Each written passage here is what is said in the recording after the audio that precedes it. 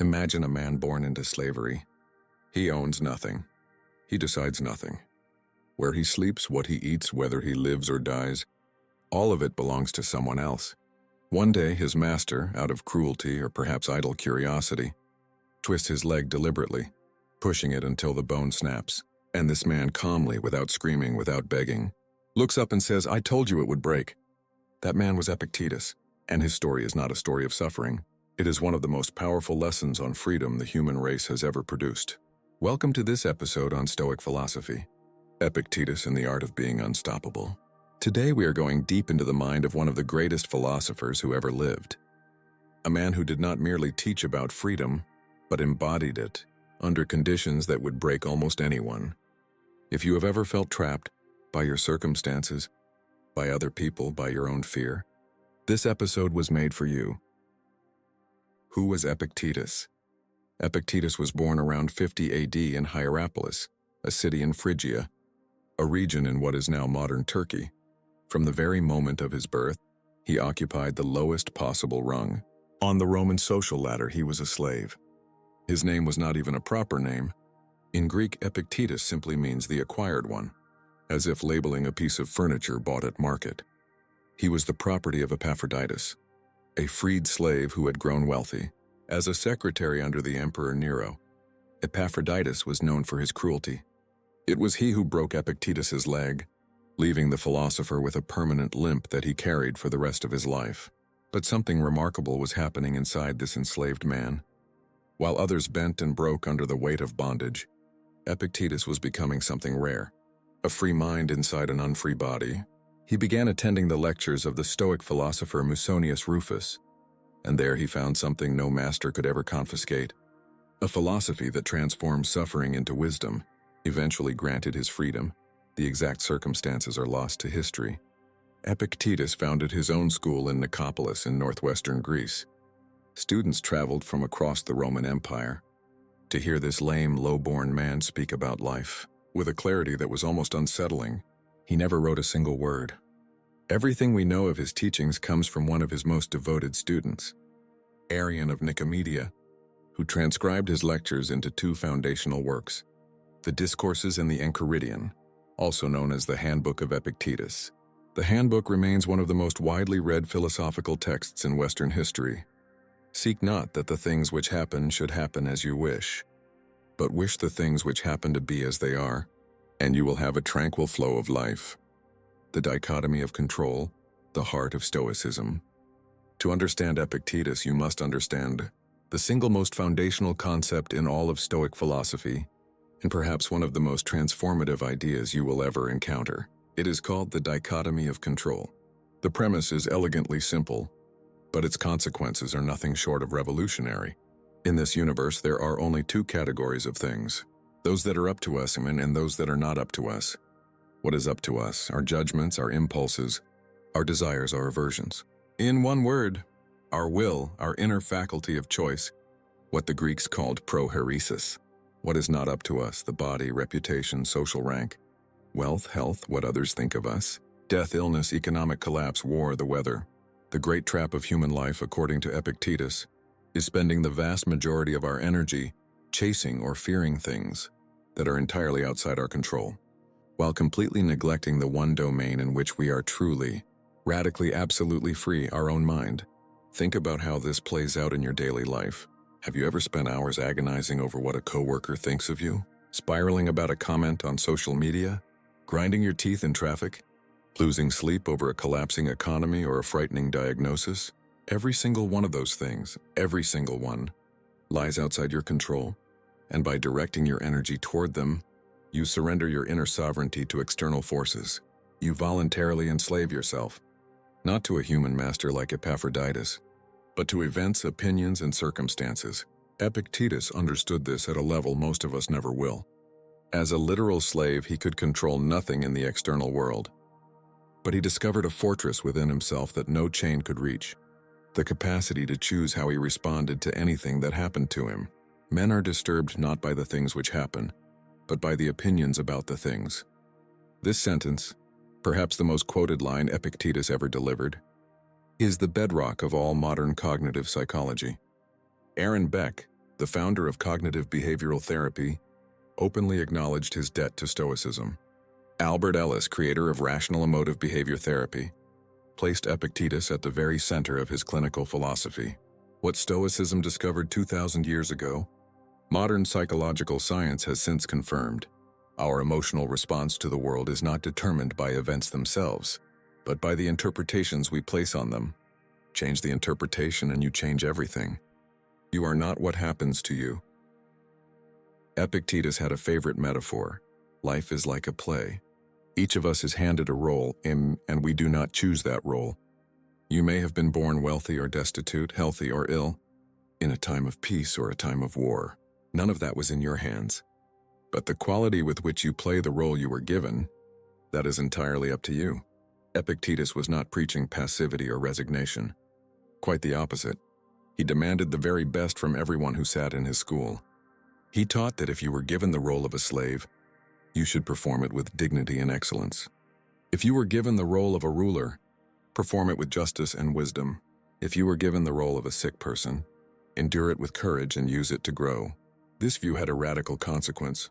It completely dismantled the victim position, not because suffering is not real. Epictetus knew better than almost anyone that it was, but because the posture of victimhood is itself a choice about how to interpret reality. You do not choose what happens to you, but you always choose who you are in the face of what happens. Never say about anything, "I have lost it," but "I have returned it." Is your child dead? It has been returned. Is your wife dead? She has been returned. Is your estate taken away? Well, and is not that likewise returned? These words can feel cold at first reading. But Epictetus was not teaching indifference. He was teaching a form of love that does not shatter with loss. He proposed that you love deeply but without clinging, that you engage fully with life but without confusing what you love with who you are. This is not emotional distance. It is emotional maturity of the highest order. The Stoic practice, training the mind like a muscle. Epictetus's philosophy was not armchair theory. He had profound contempt for anyone who studied philosophy merely to appear clever or win arguments. For him, the only purpose of philosophical study was a single practical one: to become better at living. And so he taught concrete exercises. Here are the most essential. 1. The pause before the reaction. Every time something external triggers a strong emotion in you, anger, fear, jealousy, anxiety, Epictetus taught a deliberate pause before you act. In that pause, you ask yourself one question: is this up to me? If the answer is no, release it. It is not yours to own. If the answer is yes, then act. But act from reason, not from impulse. This practice alone, if applied consistently, has the power to completely transform your relationships, your decision-making, and your inner life. 2. The view from above. When you are consumed by a problem, a conflict, or a fear, Epictetus recommended mentally stepping back, widening your perspective until you can see the full arc of your life, or of human history. Most things that feel catastrophic up close look completely different from the right altitude.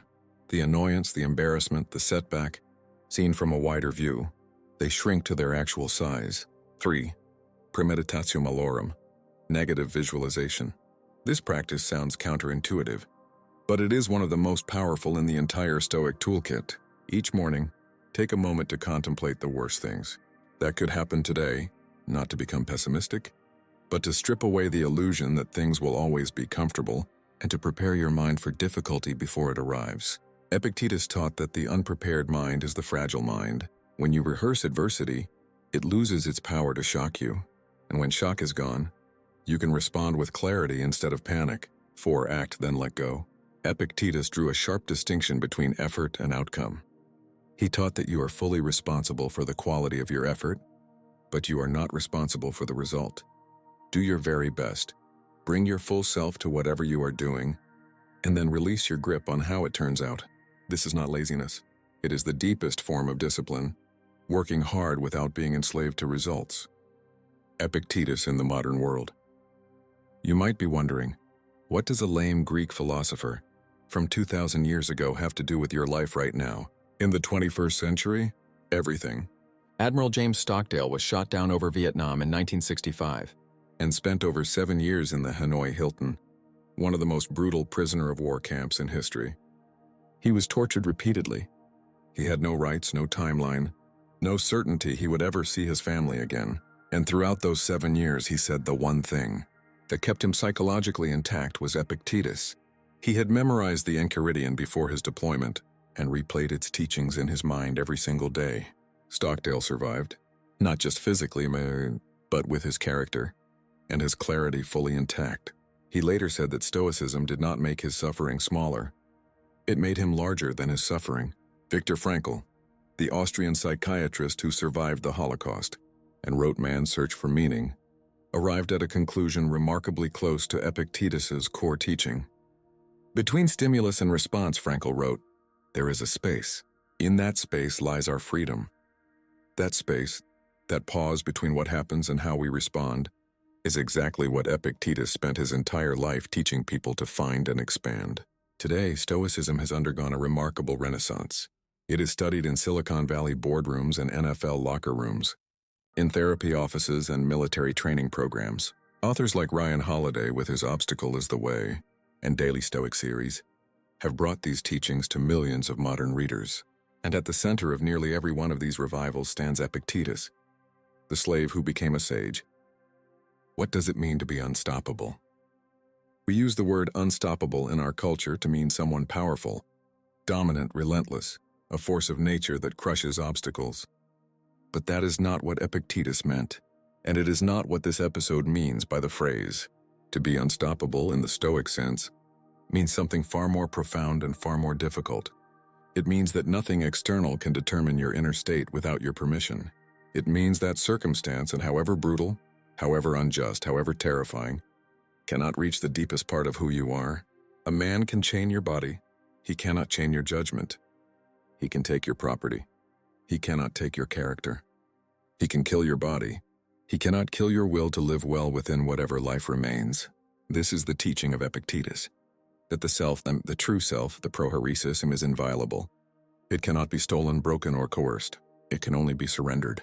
And it is only ever surrendered from the inside. The person who grasps this truth fully becomes, in the most literal sense, unstoppable.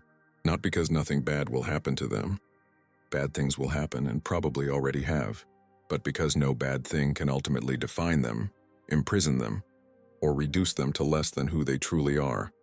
He is a wise man who does not grieve for the things which he has not, but rejoices for those which he has. Begin with one thing. We began this episode with a man on the ground, his leg broken, his body owned by another person. A man who had every reason in the world to be destroyed. Instead, he built one of the most enduring philosophical legacies in all of human history, not through power, not through wealth, not through any external advantage whatsoever, but through the radical, disciplined daily practice of choosing how he met his own life. Epictetus did not ask his students to be perfect. He asked them to be honest. He asked them to begin, to take the Stoic teaching and apply it to the very next moment, not to some abstract future version of themselves, but right now, in the circumstance they were actually in. So here is your invitation. The next time something upsets you, and something will, pause for just one breath before you react. In that breath, ask, is this up to me? If yes, respond with full intention. If no, release it with full trust. That single practice, applied one moment at a time, is the beginning of everything Epictetus taught. Because the art of being unstoppable is not a destination. It is a direction. It is a way of moving through the world. With open eyes, a steady mind, and the unshakable knowledge that the most important thing about you cannot be touched by anything outside you. Epictetus the slave knew this. And now so do you.